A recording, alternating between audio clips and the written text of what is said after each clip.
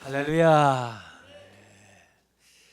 그 십계명 안에는 하지 말라 하는 계명이 8개가 나와 있고요. 그다음에 하라는 계명은 2개가 나옵니다. 하라는 계명은 4번째 안식일 지키라 하는 거 하고 5번째 부모 공경하라 하는 거고요. 나머지는 다 하지 말라인데 지금 이제 그 6번째 계명부터는 하지 말라 하는 말씀이 나오지만 짧아요. 아주 재론의 여지가 없다 그 말이죠. 설명이 없어요. 그리고 앞에 5가지 계명은 대체로 공동체를 이제 유지하는 데 있어서 기본이 되는 것들이었고, 이 6번째부터는 개인 생활에 있어서 꼭 지켜야 되는 말씀들을 얘기를 하고 있습니다. 원래 여기 살인하지 말라 이렇게 나와 있는데, 이 살인하지 말라 하는 말의 원래 계명은 죽이지 말라 그 뜻입니다. 죽이지 말라. 근데 죽이지 말라고 살인하지 말라고 어떻게 조금 달라요? 살인하지 말라는 그 사람에 대한 거고, 죽이지 말라 그러면 사람뿐 아니라 좀 더 포괄적인 개념이죠. 그래서 원래는 죽이지 말라가 원뜻에 가까워요. 근데 이걸 이제 사람에 대한 것으로 해가지고 살인하지 말라 이렇게 번역을 해 놨다고 생각하면 됩니다. 그래서 이 죽이지 말라는 그 좀 포괄적인 생각을 하면서 이 말씀을 봐야 그래도 이해가 된다 하는 건데, 어떠세요? 다른 계명은 몰라도 이 계명은 좀 기본적으로 지키고 있다고 생각하지 않으세요? 이건 그래도 괜찮다. 오늘은 내가 걸리는 게 없겠다. 그런 자신감 좀 있으세요 오늘? 그러실 겁니다. 왜냐하면 여기 누구도 살인 전과자는 없을 테니까 말이에요. 그런데 예수님께서 산상수훈에 보면 그 십계명 가운데 몇 개의 계명을 다시 해명을 해주신 부분이 나와요. 너희는 이렇게 들었으나 나는 너희에게 이렇게 말한다 하면서 그동안 우리가 들었던 거, 그러면서도 예수님이 보실 때 제대로 못 지키고 또 그 법의 정신을 모르고 살아가는 것 같은 것들을 다시 예수님이 원래 하나님이 주셨던 그 원뜻에 비추어 가지고, 예수님도 이 법을 주신 분이시니까 얼마나 잘 아시겠어요? 그래서 그 법의 정신으로 해명을 해주시는데, 거기 가운데 오늘 이 6번째 계명도 나와 있습니다. 그게 마태복음 5장 21절 22절에 나오는 거죠.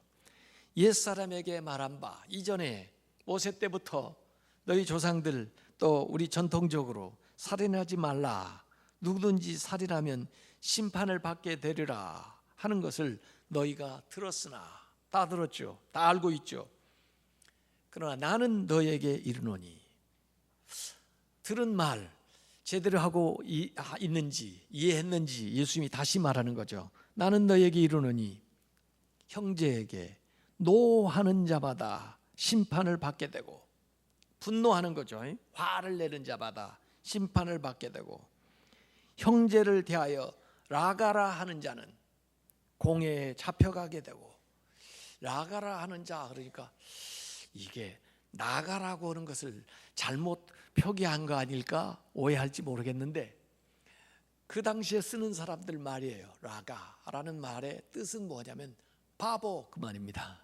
바보라고 얘기하는 사람은 공회에 잡혀가게 되고, 그 다음에 미련한 놈이라 하는 자는, 놈이 붙어가지고 좀 욕이 됐네요. 미련한 놈이라 하는 자는 지옥불에 들어가게 되리라. 아니 그 정도 말했는데 지옥에 가면 뭐 안 갈 사람이 어디 있겠어요? 그래서 예수님이 이 살인하지 말라고 하는 것을 해명해 준 것을 보니까, 이 살인이 그냥 갑작스럽게 충동적으로 되어지는 것이 아니고 살인이 점점 진행돼 가지고 결국 살인에 도달하게 되는데, 처음에 마음에 미워하는 마음부터 시작된다는 거예요. 다른 사람을 미워하는 마음을 가지면 이미 살인의 길로 접어들었다는 거고, 그 다음에 미워할 뿐만 아니라 그에게 분노를 품게 되면, 분노하게 되고 화를 참지 못해가지고 그러면은 더 지금 나아가고 있고, 그 다음에 욕을 해요.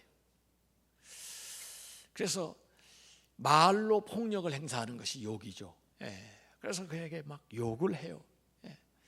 여기는 점잖게 미련한 놈 했지만 뭐 욕이 그밖에 없나요? 요새 애들 데리고 대화를 한 10분만 해보세요. 얼마나 욕의 종류가 많은지 모르겠어요. 이 욕을 해요.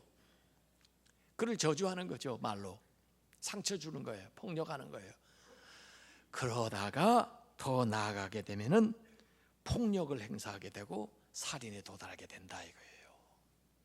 그렇기 때문에 예수님께서는 살인하지 말아야지, 살인하기 직전에서 그쳐야지, 그러면 안 된다는 거죠.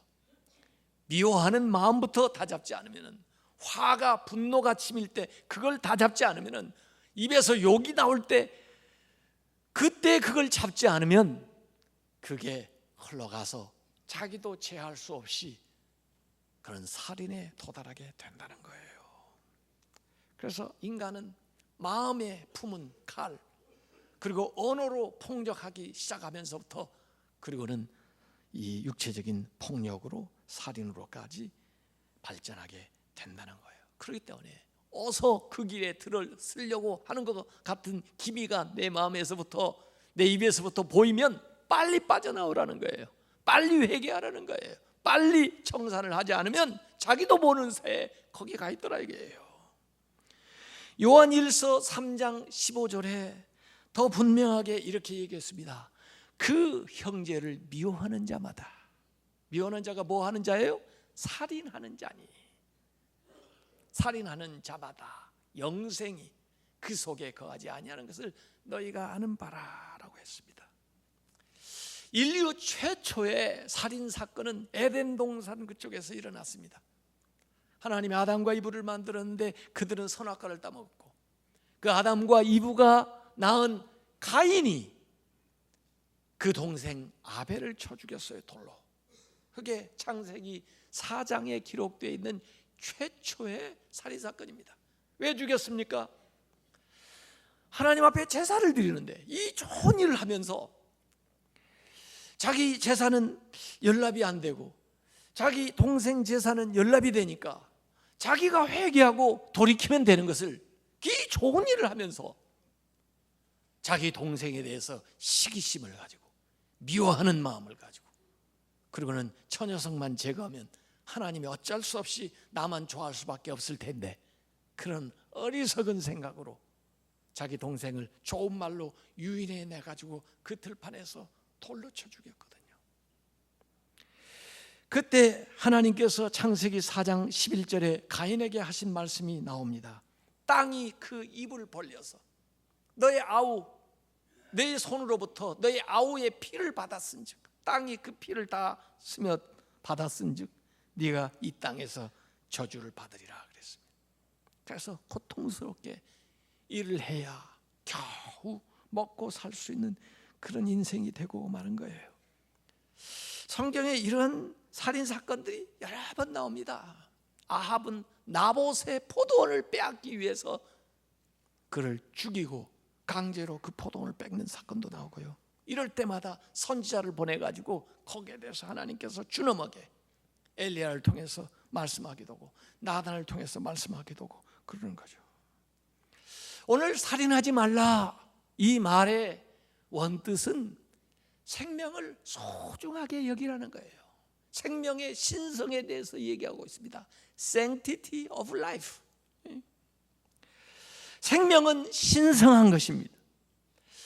하나님께서 만드신 귀한 것입니다.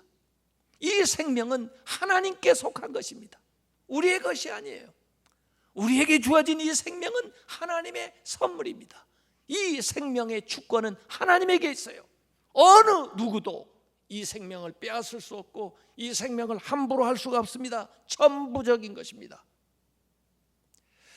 이 생명은 우리 인간의 생명은 특별히 하나님의 형상대로 만들어졌어요. 하나님의 형상이 여러분에게 다 새겨져 있어요. 여러분이 존귀한 것은 여러분 안에 하나님의 형상이 있기 때문에 그래요. 그래서 스스로도 자신을 함부로 해서 안 되고, 또 다른 사람을 대할 때도 존귀하게 대해줘야 됩니다. 살인하는 것은 하나님의 형상을 해치는 거예요. 살인하는 것은 생명의 주권 대신 하나님의 손에서 생명을 찬탈하고 훔치는 행위예요. 하나님은 우리 안에 거하신다고 그랬는데, 우리는 하나님의 성전이라고 했는데, 사람을 해치는 것은 성전을 파괴하는 것이에요. 건물을 하나 훼손하는 것이 문제가 아니에요. 모든 악은 생명을 거스르는 데에서 옵니다. 그래서 생명이라는 말, live, L-I-V-E, 생명이라는 말을 까꿀로 뒤집으면 evil이 됩니다. E-V-I-L. evil, 악이라고 하는 것은 뭐냐? 생명을 거스르는 거예요. 생명을 거스르는. 요한복음 10장 10절에 예수님이 얘기하셨습니다. 세상의 강도들은 죽이고 빼앗기 위해서 오지만은 나는 이 세상에 와서 너에게 생명을 줄 뿐만 아니라 그 주어진 생명을 더욱 풍성하게 하기 위해서 왔다고 그랬어요. 주 안에서 풍성한 삶을 누리시길 바랍니다. 예수님께서 제자들을 부를 때에도 나를 따라오너라, 내가 너로 사람 낚는 어부가 되게 하겠다고 그랬어요. 그들은 고기 낚는 어부였습니다. 고기 낚는 어부는 뭐예요? 살아있는 것을 잡아다가 죽이는 일을 했습니다. 그런데 예수님을 만난 다음에 그들은 죽이는 일이 아니라 살리는 일을 하는 사람들이 됐어요. 죽어가는 인생들을 건져다가 영원한 생명, 복된 삶을 살아가도록 인도하는 거예요. 그래서 사실은 기독교는 생명의 종교예요. 살리는 일을 하는 거예요. 그래서 기독교 정신에 가장 합한 일을 하시는 분들이 가정주부들이에요. 집에서 가정주부들이 뭐 하죠? 살림해요. 살림살이를 해요. 살림이 뭐예요? 살리는 거죠. 살리는 거. 그거 얼마나 좋아요. 이 세상은 너무너무 죽이는 게 많아요. 그래, 우리가 살리는 운동을 계속하자 하는 게 지금 지난번 세월호 사건 후로 우리 교회가 나가는 방향이에요. 살려야 된다, 이렇게 생명 운동을 일으켜야 된다, 어찌하든지. 예수님께서 이웃이 누굽니까? 라고 질문할 때 이웃에 대한 이야기를 비유로 하셨어요. 어떤 사람이 예루살렘에서 여리고로 내려가다가 강도를 만났다는 거예요. 강도가 뭡니까? 아니, 사람의 생명이 소중한데 이 강도의 눈에는 그 사람의 생명보다도 물질이 더 소중하게 보이는 게 그게 강도예요. 그래서 사람을 죽여서라도 그 물질을 빼앗으려고, 그 물질 가치만 또 못하게 사람을 여기는 게 강도예요. 오늘날 기업도 강도가 많습니다. 오늘날 정치하는 사람도 강도가 많습니다. 그런 사람들의 생각에는 사람보다 더 소중한 것들이 많이 보이는 거예요. 그래서 사람을 수단으로 삼는 거예요. 이게 강도입니다. 그래서 물질을 빼앗고 그 사람을 거의 죽을 만큼 해를 가해가지고 그냥 버려두고 갔어요. 다행스럽게 거기에 제사장이 지나가잖아요. 그러면 죽어가는 사람을 살려줘야 될 거 아니에요. 살리는 일을 해야 될 거 아니에요, 제사장이. 그런데 무관심하게 보는 척 마는 척하고 그냥 지나가 버렸습니다. 레위인도 거기 지나가다가 그 광경을 또 봤습니다. 더 지금 어려워지고 있는 상태예요. 그런데도 그 사람의 신음소리, 도와달라고 하는 그 목소리에 귀를 막고 양심을 닫고 그리고 그냥 지나가 버렸어요. 그런데 그 다음에 간 행인이 사마리아 사람인데, 이 사마리아 사람은 유대인들하고 상종도 안 하는 사람들이에요. 서로 적대시하고 지내는 사람들이에요. 그런데 이 사람이 강도 만난 유대인을 찾아가서 응급조치를 하고 그를 자기의 탈 것에다가 싣고 가서 밤새도록 돌봐주고 마지막 비용까지 지불하는 그 이야기를 예수님께서 하셨어요. 이게 이웃이라는 거예요. 너희들이 이런 이웃이 되어주라는 거예요. 모든 사람에게. 이런 관심, 이런 살림, 이런 운동을 일으키라는 거예요. 나는 직접 사람을 강도처럼 죽이지는 않았습니다. 그러나 이 제사장처럼, 이 레인처럼 죽어가는 사람들이 세상에 많이 있는데, 그럼에도 불구하고 관심이 없고 그들을 돌보지 않는다면, 방관하고 있다면, 나도 그가 죽어가는지에 일조를 하고 있는 사람이에요. 간접적인 살인도 있는 거예요. 직접적인 살인만 있는 게 아니에요. 우리가 나도 모르는 사회 불식간에 내가 남을 죽이지는 않았다 할지라도 남이 죽어가는 그것을 보면서 모른 체하고 무관심하게 살아가면은 바로 이 제사장과 이 레위인처럼 되는 거예요. 예수님 우리에게 뭐라고 했어요? 그 사마리아인처럼 해라고 그랬어요. 찾아가서 관심을 보이고 필요한 도움을 주고 그를 살리는 일을 하라고 한 것을 믿으시길 바랍니다. 우리 사회가 사회 생명력이 너무 약화되어 있어요. 개인도 생명력이 왕성해야 무슨 바이러스가 침투를 못하고 환절기도 잘 견뎌내고 좀 어려워도 견뎌내는데, 몸이 생명력이 약화되면 어떡해요? 그러면은 적응이 안 돼서 환경이 조금만 바뀌어도 병이 들고, 조그마한 바이러스가 침투해도 병이 발병하고 그러잖아요. 생명력이 약화되면 그래요. 우리나라의 많은 사고와 이런 신문만 보면 일어나는 이 일들이 왜 이렇게 일어나느냐? 사회의 생명력이 약화돼서 그런 거예요. 사회 안전망이 약해져서 그래요. 그 체질을 개선하지 않으면, 그것을 바꾸지 않으면 이런 일은 모양을 달리 해가지고 다르게 계속 일어난다는 것입니다. 서로 사랑하는 정신을 회복해야 되고, 서로 돌보는 마음을 회복해야 되고, 생명 우선의 가치관을 우리가 회복하지 않으면 이런 병폐를 고칠 수가 없다는 거예요. 그러한 사상은 오직 성경에서만 나오는 걸 믿으시길 바랍니다. 일찍이 그 슈바이처라고 하는 분, 그분은 파이프 오르겐을 연주한 음악가예요. 그분은 의사예요. 그분은 신학자, 목사예요. 그런데 그분은 생명에 대한 신비, 생명에 대한 존엄을 생각하는 거예요. 꼭 생명을 가진 것들이 얼마나 신성한가, 생명을 얼마나 우리가 받들고 존귀하게 여겨야 되는가 생각을 한 끝에 그분은 아프리카 콩고에 선교사로 갔어요.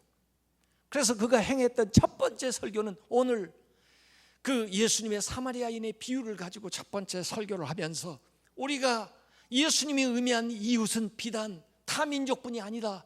알고 보니까 생명을 가진 모든 것들이 우리의 이웃이다. 인간뿐 아니라 모든 동물, 식물들조차도 우리가 그 생명을 존중하고 가꿔야 되고 그들을 잘 보존해야 될 책임이 만물의 영장인 인간에게 하나님이 주신 것이다.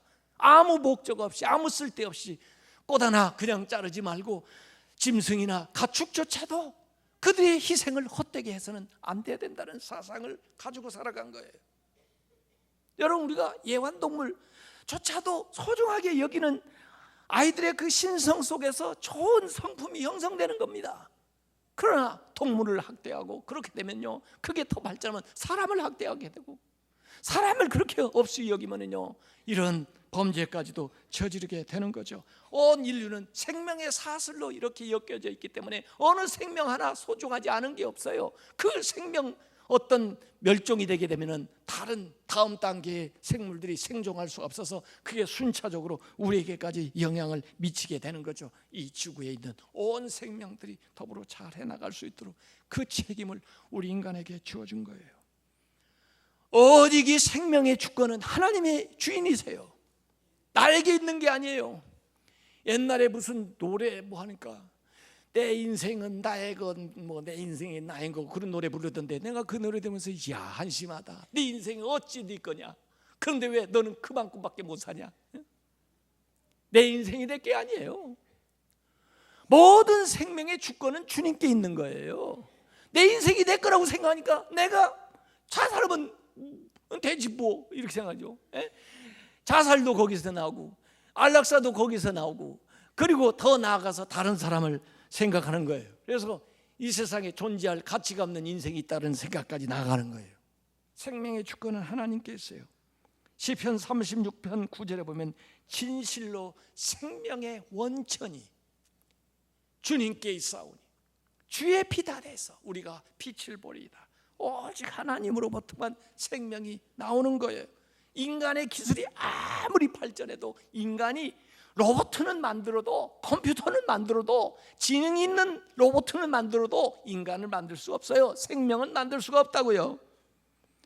이 생명은 하나님께 속한 건데 사람을 해치는 것은 하나님의 권한을 침해하는 거예요.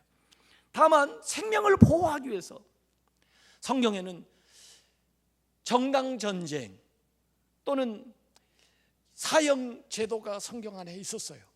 그것은 어디까지나 생명을 보호하기 위해서 그래요.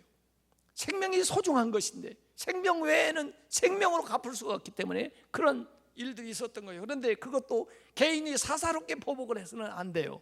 공동체가 하나님 앞에서 하나님을 대행해 가지고 그 사형 판결을 하거나 그래요.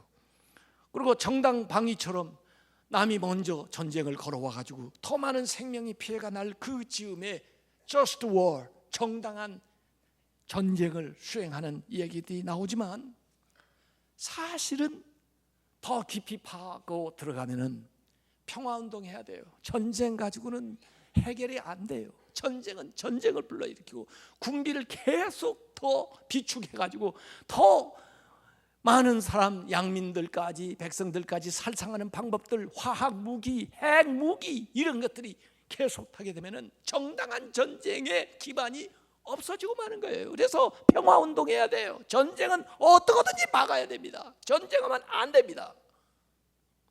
사형제도도 마찬가지예요.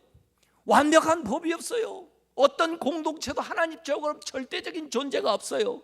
요새 재판 제도는 더구나 돈이 있는 사람은 유리하고 좋은 변호사 쓰면 유리하고 그러지 못한 사람은 자기 무죄도 제대로 설명을 못하는 시대예요. 그렇기 때문에 재판 가지고도 온전한 정의를 수행한다고 볼 수가 없기 때문에 저는 사형제도는 폐지해야 된다고 봅니다. 우리나라는 김대중 정권 이후로 지금 사형 집행은 안 해요. 선고는 하지만, 그러니까 사실상 우리나라도 이제 사형제도 폐지 국가로 가고 있는데, 왜냐하면 오판할 수 있는 가능성이 있는데 잘못된 재판에서 사형 집행하면 어떻게 그 생명이 돌아옵니까? 무엇로 그걸 보상을 합니까? 안 되잖아요. 성경의 위대한 사상은요, 재산권에 대해서, 재산권을 침해한 것에 대해서 사형 판결을 내지 않는다는 게 성경의 위대한 사상이에요. 최근까지도 저 중국 같은 그런 정부도 뭐 사기를 했다든지 무슨 횡령을 했다든지 뭐 그런 거에 대해서 사형 판결을 내리는 경우가 있어요. 심지어 우리나라 사람들도 거기 가서 마약 무엇을 딜을 해가지고 그 다음에 사형 판결을 받고 그런 적이 있는데, 왜 성경은 이 물질 재산권에 대한 문제 가지고 사형을 얘기하지 않나? 왜냐하면 이 인간의 생명은 그 모든 재산이나 이런 것보다, 물건보다 더 우위에 있기 때문에 그래요. 생명은 생명으로밖에 속해할 수가 없지 다른 것으로 하지 않아요. 또 다른 잘못을 했다고 그것보다 더 가치 있는 생명으로 그걸 속하게 하지를 않아요. 그만큼 이 성경은 고대에서부터 우리에게 내려오면서 생명이 얼마나 소중한가 하는 것을 이렇게 가르쳐 주는 거예요. 하나님 우리를 생각할 때 그렇게 소중하게 생각하신다는 거예요. 예수님께서 오늘 외웠던 말씀, 마태복음 16장 26절에 말씀했잖아요. 사람이 만일 온 천하를 얻고도 자기 목숨을 잃으면 무엇이 유익하겠는가? 무엇을 주고 그 목숨과 바꾸겠냐 그랬어요. 온 천하를 한쪽에 놓고 자기 목숨을 놓으면 자기 목숨이 더 무겁다는 거예요. 더 가치 있다는 거예요. 그런데 우리는 온 천하도 못 되고 얼마 때문에 내 목숨을 버리고 또 다른 사람의 목숨을 취한다고 하면 이게 생명에 대한 가치를 제대로 인식한 게 아닙니다. 생명은 어떤 것의 수단이 될 수가 없어요. 생명은 그 자체로서 소중한 겁니다. 어떤 생명이 됐든 간에 인간의 생명은 가장 소중하고, 그 다음에 동물들, 그 다음에 식물들 있지만은 그런 생명들도 너무 하찮게 여기면 안 돼요.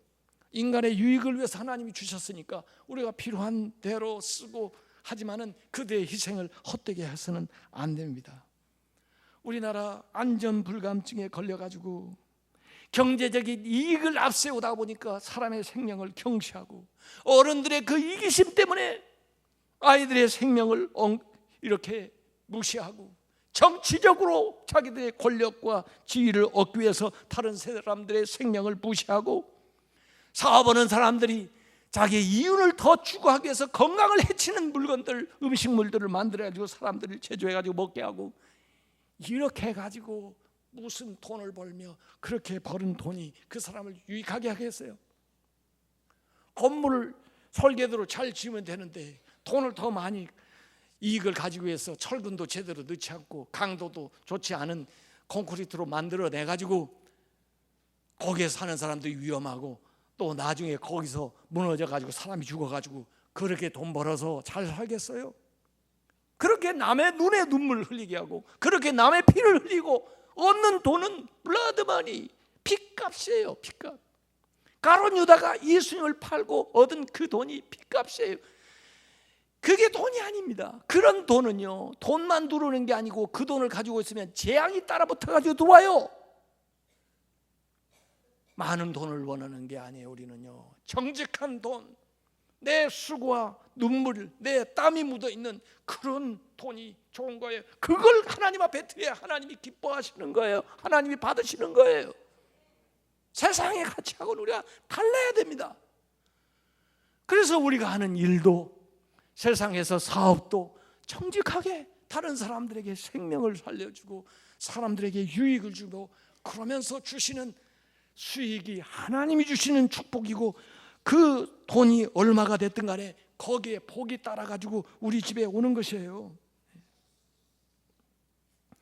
우리가 사람의 생명, 육체적인 죽음도 중요하지만은 사람을 정신적으로 죽여도 안 됩니다. 계속해서 괴롭게 해가지고, 정신적으로 스트레스를 계속 가해가지고 마음에 상처를 주는 일을 해서는 안 됩니다. 영혼을 죽여서는 더 안 됩니다. 그의 영혼이 실족하게 해서는 안 돼요. 그 연자맷돌을 메고 바다에 빠르는 것보다 더 큰 죄라고 예수님께서 말씀하신 적이 있어요. 우리는 육체적으로만 죽음을 당하는 게 아니에요. 사회적으로도 죽음을 당합니다. 사회적으로 다 고립돼 가지고 다 끊기게 되면 사회적인 죽음이죠. 영적으로도 죽음을 당하는 거예요. 육체만 살아있다고 살아있는 존재가 아니에요. 영으로 하나님을 알지 못하고 하나님과 소통하지 못하면 영적으로 죽어있는 거예요. 우리가 육체적으로만 남한테 유해를 가하는 게 아니에요. 정신적으로 유해를 가할 수도 있고 영혼에 유해를 가할 수도 있는 건데, 이런 일을 해서는 절대로 안 됩니다. 남의 명예나 인격을 모독하거나 훼손하는 행위를 해서는 안 됩니다. 요새는 자꾸 인터넷에 글을 자유롭게 개인들이 올리다 보니까 남의 인격이 어떻게 되는지, 남의 명예가 어떻게 실추되는지 알지 못하고 계속 쓸데없는 글을 올리고 글을 퍼날르고, 이렇게 가지고 나중에 명예훼손에 걸리고 그래요. 이것도 남의 명예를 살인하는 거예요. 영혼을 실족하는 것도 마찬가지고, 요새 과학기술이 발달했다고 모든 연구, 모든 걸 다 할 수 있는 게 아니에요. 할 수 있지만 하지 않아야 될 일들이 많이 있습니다. 이 계명은요, 살인뿐만 아닙니다. 사형, 테러, 고문, 전쟁, 핵무기, 핵폐기물, 화학무기, 낙태, 인간복제, 실험과 나이, 배아 줄기세포 연구, 안락사, 기근, 산업쓰레기, 환경오염물질, 생태위기, 생물 멸종, 이런 것들, 학교폭력, 아동폭력, 이런 것들에 참 우리가 내재되어 있어 매일 보면은 여기에 저촉되는 사건들이 우리 가운데 일어나는 거예요. 우선 이 수정난 상태를 한번 보십시다요. 정자와 난자가 결합해서 수정난 상태가 되면요, 이건 생명이 시작된 거예요. 인간이에요. 적당한 조건을 만들어주면은 아이 태아로, 그 다음에 어린아이로, 그 다음에 장성한 사람으로, 노인으로 계속 발달 과정이에요. 하나도 단절되질 않아요. 연속 과정이에요. 그런데 이 수정난 상태의 그 아이를 어머니의 뱃속에서 낙태라는 거, 이거 안 될 일입니다.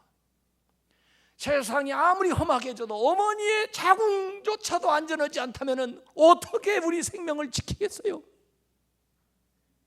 그래서 낙태하는 건 회개해야 됩니다. 낙태하는 병원에 여러분 가지 말아야 됩니다. 산부인과를 가더라도 그런 병원을 가면요, 생명을 존중하지 않는 의사가 있기 때문에 여러분의 그 건강한 아이, 복된 아이를 출산하는 과정 속에서 어떤 일이 있을지 몰라요. 저는 그런 병원 추천하고 싶지가 않습니다. 생명에 대해서 존엄하게 여기는 의사에게 여러분의 몸을 맡기고 여러분이 신뢰할 수 있는 만한 진단을 받아야지. 그러지 않는 병원 가보세요. 계속 불안하게 합니다. 태아가 어쩌다고 그러고 무슨 검사를 해야 된다고 뭘 하라고, 가능성이 몇 %라고 그러고 그러는데, 여러분 장애를 가졌다고 해서 그러면 죽어야 됩니까? 그러면 세상에 살 사람들이 얼마나 됩니까? 이 세상에 쓸모없는 인생은 아무것도 없어요. 하나님이 보낸 생명은 다 소중한 것입니다. 이 수정란된 상태에서 가져다가 연구를 합니다. 실험을 해요. 이 생명을 가지고 연구를 하고 거기에 실패하는 것도 있고 또 결국 연구하다가 폐기하기도 하고 다 그렇습니다. 생명을 유기하는 거죠. 그래서 저는 배아 줄기세포 연구 반대합니다. 신앙적으로 안 된다는 거예요. 제가 기독교 사회윤리학 공부한 사람입니다. 잘 안 된다는 거예요. 아무리 의학적인 유익이 많다 할지라도 생명을 파괴하면서까지 그건 안 된다는 거예요. 그럼 어떻게 되냐? 성체 줄기세포 연구를 해요. 성체, 기왕에 이게 돼 있는 성체에서 취득해가지고, 좀 연구가 좀 어렵고 복잡하더라도 그렇게 해야 이게 나중에 윤리적인 문제가 없으니까 상용화하는데 문제가 없지만은, 배아줄기세포는 아무리 좋은 연구를 해놔도 법률적인 문제, 윤리적인 문제에 부딪히기 때문에 그 기술은 쓸 수도 없는 연구가 되는 거예요. 중요합니다. 저는 가능하면은 아이를 갖지 못한 사람도 실험관 아이를 권장하지를 않아요. 저한테 오세요. 제가 기도해 드릴 테니까. 하나님의 방법으로 나야지. 실험관 아이를 몇 해놓고 그 중에 몇을 임신 트라이를 해보고 안 되면 또 다른 걸 해보고, 그 다음에 성공하고 나면 다른 것은 또 버리고 폐기하고, 거기에 얼마나 많은 생명 윤리의 문제가 있는지 아세요? 이게 세상에 그냥 보편화되어 있습니다. 우리는 이런 것들 회개해야 됩니다. 여기서부터 우리 생명에 대한 인식이 잘못되네. 안락사 반대합니다. 적극적인 안락사든 소극적인 안락사든 반대입니다. 이걸 좋게 포장해가지고 머시 킬링, 자비롭게 죽여준다는데 어떻게 죽이면 자비롭게 죽여집니까? 자기가 자살하는 것도 잘못됐지만은 남을 죽게 도와가지고 죽게 만드는 안락사도 이거 잘못됐습니다. 우리나라 자살률이요, 부끄럽지만 OECD 가입 국가 중에서 1위입니다. 우리나라요, 교통사고율도 제일 높습니다. 선진국 못 됩니다. 생명을 존중하지 못하는 나라가 어떻게 선진국이 됩니까? 돈 가지고 선진국 됩니까? 졸부되죠. 그게 무슨 윤리성도 없는데 말이에요. 인간의 생명도 존중할지 못하는데 그들에게 무슨 권위를 줍니까? 그들에게 무슨 권력을 행사할 수 있습니까? 그들은 못합니다. 안락사 안 됩니다. 안락사 얘기하는 사람은 삶의 질을 얘기해요. 이건 삶의 질이 너무 낮아서 안 된다는 거예요. 죽는 만 못하다는 거예요. 죽는 게 낫다는 거예요. 아니, 그러면은 지금 장애를 가지고 살아가는 사람들은 뭔데? 어려운 가운데 생명을 유지하는 사람들은 뭔데요? 그러면 어느 정도 당신이 생각하는 수준은 어느 정도 살아야 살만한데? 천차만별이에요. 안락사는 안 됩니다. 자살과 똑같아요. 살인과 똑같아요. 그러면 치료 중지는 됩니다. 치료 중지는요, 우리가 할 수 있는 노력을 하고, 그러나 우리의 한계를 얘기하는 거거든요. 그래서 무의미한 치료를 계속해서 할 필요는 없습니다. 말기 환자인 경우에 병원에서 돌아가시려고 모든 걸 다 하고 그러지 마세요. 어느 정도 하고 그 다음에 자기 한계를 인정을 해야 돼요. 이 세상에서만 전체 사는 게 아니에요. 하나님의 손에 맡겨야 돼요. 하나님이 시간 주시고 하나님이 힘 주시면 그 어간 동안 그래도 가족과 함께 집에서 잘 사는 게 중요해요. 왜 그 시간에 저기 들어가서 계속 오다가, 우리나라는 전부 지금 병원에서 사망을 해요. 그 병원에서 사망한다는 게 뭔지 아세요? 할 수 있는 걸 다 해보고 그 고통 다 당하고 그 마지막 재산 다 집어넣고 그리고 죽는다는 거예요. 이게 인간다운 죽음이 아니죠. 그게요. 안락사는 안 되지만 무의미한 치료는 중단해야 됩니다. 그리고 유언해야 돼요. 나한테 내가 자발호흡이 없어졌을 때 인공호흡기 대지 마라. 저도 지금 분명히 얘기했어요. 저한테 대지 마십시오. 그냥 하늘나라 갈랍니다. 이 세상이 전부가 아니에요. 예. 우리나라 제가 아이러니하게 생각하는 게 뭔지 아세요? 병원에 장례식장 있는 거예요. 아니 병원은 고치는 데인데 왜 거기에 장례식장이 있나? 그런 병원 가고 싶으세요? 그 병원에 내내 있다가 그쪽에 가서 장례식 치르고 집에는 그날로 오지도 못합니다. 이제 다시는. 꽤 어려워요. 병원은 고쳐야 되는 것이죠. 고쳐야 되는 거예요. 그리고 장례식은 또 장례식장이 따로 있어야 되는데 우리는 원스톱 서비스 거기 들어가서 다 끝내는 거예요. 이 뭐 아이러니한 얘기. 어떤 병원은 심지어 장례식당 때문에 병원이 유지된다니까 이건 참 이상한 병원 아니에요. 생명에 대한 생각이 별로 없어요. 여러분 대학생들 621명을 대상으로 해서 죽음에 대한 설문조사를 했습니다. 우리 한국 대학생들이에요. 자살 생각해 본 적 있나? 그랬더니 60%가 그렇다고 합니다. 자살 생각해 본 적 있다는 거예요. 반절 이상이에요. 왜? 그랬더니 취업난 때문에 청년들이 얼마나 취업하기가 힘들어요. 그래서 죽음을 생각해. 취직이 안 되니까 20%. 성적이 안 나와서 스펙이 요새 요구하는데 자기가 원하는 스펙이 안 나오는 거예요. 그래서 19%.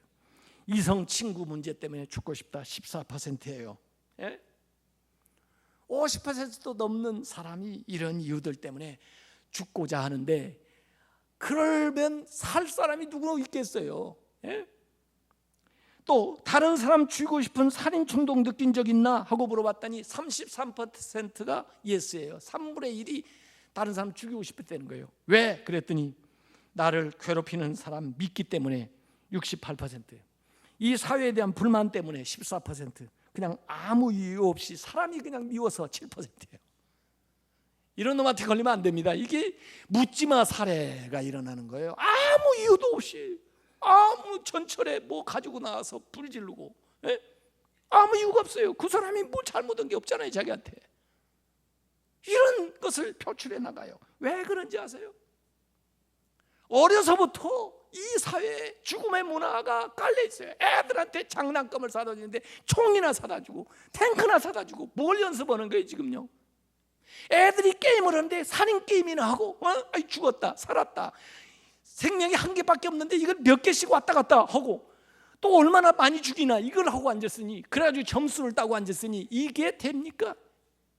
매일 보는 텔레비전 영화 보면은 매일 폭력이 난무하고 그 싸우고 사람 죽이고 그걸 보면서 애들이 뭘 배우겠습니까? 이 문화가.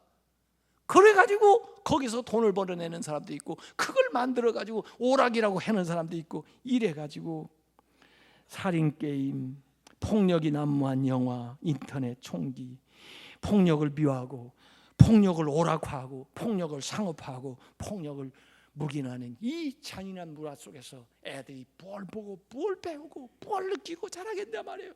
그것도 일주일에 교회 1시간도 안 보내는데 뭘 가르쳐주냐고 애들한테요. 학교에서 선생님한테 배우려고도 하는데 뭘 학교에서 선생님들이 애들이 가르치냐고요.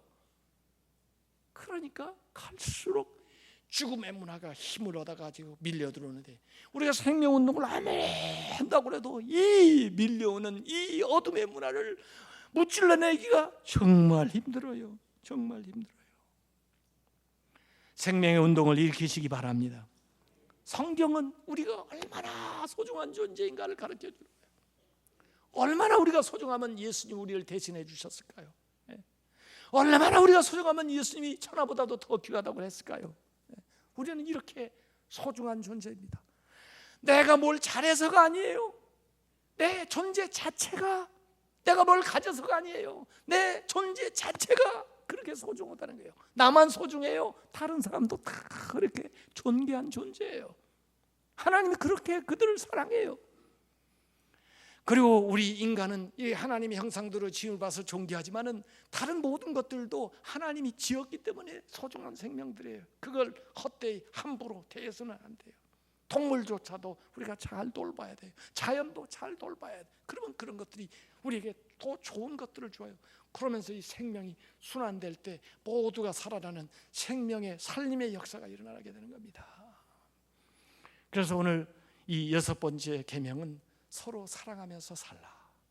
너희가 얼마나 소중한 존재인지를 알라. 이걸 가르쳐 주는 겁니다. 이 말씀대로 여러분이 나가셔서 여러분을 소중하게 여기고, 여러분 가까운 사람들 소중하게 여기고, 여러분이 만나는 사람들을 사랑하고 배려하는 그런 생명의 문화를 만들어내는 성도들이 다 되시기를 주님의 이름으로 축원합니다.